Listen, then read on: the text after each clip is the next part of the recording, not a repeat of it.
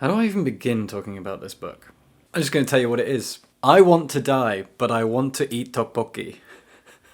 Is the best title ever? This is a book by Korean author Baek Sehee, translated into English by Anton Hur, who is just dominating Korean to English translation right now. Good. He's amazing. This is not a novel, however. The author, Baek Sehee, works at a publishing house in Korea, and she struggles with depression. And so what she's done here with this book is offer you a gateway into the mind of a depressed person if you don't have depression yourself. And if you do, if you struggle with mental illness, with depression, anxiety, this is an incredibly empathetic book. We begin with an introduction that lays out the purpose of this book, and I'm just going to read out a short paragraph from that introduction to give you an idea of what Baek Sehee is trying to do here, and she succeeds, by the way. I wonder about others like me, who seem totally fine on the outside but are rotting on the inside, where the rot is this vague state of being not fine and not devastated at the same time. The world tends to focus too much on the very bright or the very dark. Many of my own friends find my type of depression baffling. But what is an acceptable form of depression? Is depression itself something that can ever be fully understood? In the end, my hope is for people to read this book and think, I wasn't the only person who felt like this, or I see now that people live with this. So as I said, this is for people who do not struggle with depression, who want to understand it better, and it's also for people who, like myself, do struggle with depression and want to feel understood. And you will. With this book, you absolutely will feel understood. You will feel like you are part of a community, a sisterhood of people who feel the way that you often do and the way that she often does. As for the contents of this book, it's absolutely fascinating. I've never read anything like it. Apart from the introduction, the epilogue, and the appendix, the majority of this book is a transcript of several weeks' worth of therapy that Baek Sehee goes to.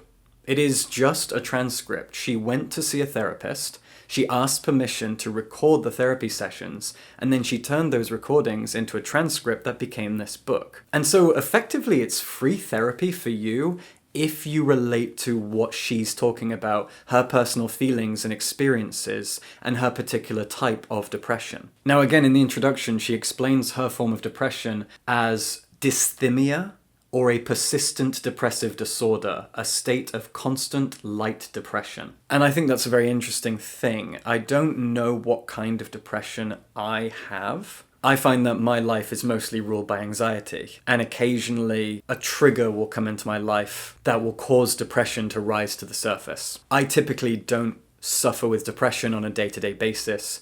I suffer with bouts of it as reactions to things. Whereas this author, she has depression kind of low level all of the time. But nonetheless, I found myself relating so strongly to very specific experiences and feelings here in this book. And I'm going to mention the ones that I personally relate to because she had the confidence to lay out all of her feelings, her personal failings, her paranoias, all of her deepest, darkest emotional secrets. And I feel like the least I can do is relate to some of them in my review. So for example, there's a moment on page 60 where she's chatting with her psychiatrist, and she admits to her state of love and how her self-worth is tied to other people's affection for her. And I related so strongly to this that I was reading it on a train and I actually slammed the book down in my lap and went, oh.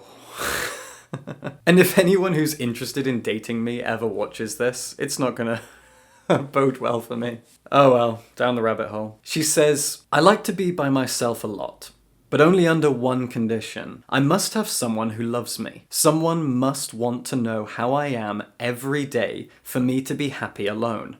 When I was single for 6 months, I had a devastating moment when I woke up one morning and realized that no one was looking out for me or loving me.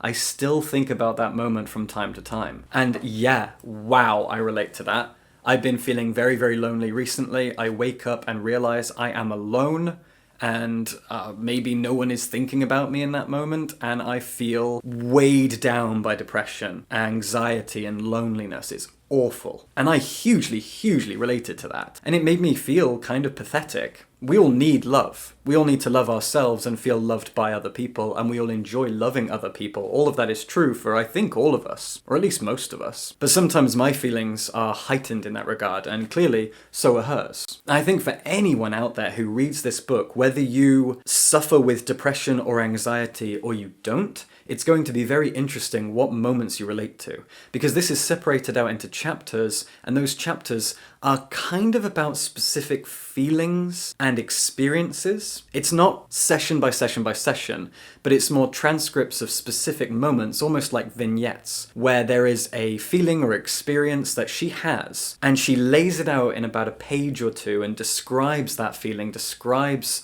that aspect to her personality or her mental state. And then you get a transcript from her talking to her psychiatrist, addressing that particular aspect of her personality, her mental state, her feelings, etc. We get to know about her job and her personal relationships, mostly with her friends or partners or ex-partners. We learn a lot about her, and she's just a person. And that's actually addressed at the end by a kind of 2 or 3 page note by the psychiatrist. After the book was published, the psychiatrist read it, and then we get a little letter from the psychiatrist about what it was like to read it, what it was like to be involved in this. And one of the things the psychiatrist says is that Baek Sehee is just a person who is incomplete, talking to another person who is incomplete, because that's the state of humanity, that's what we are. And she says, I actually don't know if it's a she. I picture the psychiatrist as a she, but at no point are they actually gendered. But the psychiatrist says, it just so happens that one of the people who's doing the talking and is incomplete is also a psychiatrist. And I think that's absolutely brilliant, because people are people, doctors are people, psychiatrists are people, teachers are people, everyone is a person, and that means that we all come with the baggage that people come with. This feels like a very experimental book. There aren't books like this out there. It's not really the kind of thing you often read, and in that way, it's not going to be for everyone, but it very much was for me. And the bits that I related to most strongly, the bits that I kind of felt attacked by, are the bits that I feel like I need to address. It almost felt like it gave me fuel for my own therapy sessions, or at least my own self-reflection. There are moments where you think, ooh, okay, yeah, this is describing me. She's getting help for it, she's getting therapy, maybe I should do the same, maybe I need to think about these things in my life as well. And that's so valuable. I said that word weird, didn't I? Valuable. She also mentions getting medication as well. It doesn't say what medication she's on, although I think the psychiatrist uses the word tranquilizer, and I don't entirely know what that means. I think it would be very, very interesting for someone who doesn't identify with any particular mental illness disorder to read this, relate to it, and go, ooh, maybe I should go to therapy. Some people think they're fine and still benefit from therapy. I think we should all get therapy because there are always things we don't know about ourselves, could learn about ourselves, because the more you know yourself, the better you can be. And that is just kindness to yourself and kindness to the people around you. And this book is great for that. This is basically a Matt Haig book, but good. I said that. I don't like Matt Haig. But I like this. And once again, I Want to Die, But I Want to Eat Tteokbokki is the best title ever. And it's very relatable. There are days where I wake up and I just don't understand what life is for. And even on those days, I think, yeah, but I could still eat like a donut, right? I could still eat some tteokbokki. I love tteokbokki. It's brilliant. It's absolutely brilliant. This is the kind of thing that you should just hold close and pull out when you're having a bad day, and you need to remember that there are other people out there like you, other people who feel what you feel, and other people who feel the way that your family members or your friends feel, and it helps you empathize and relate and understand. Very valuable. Please read it and subscribe for books.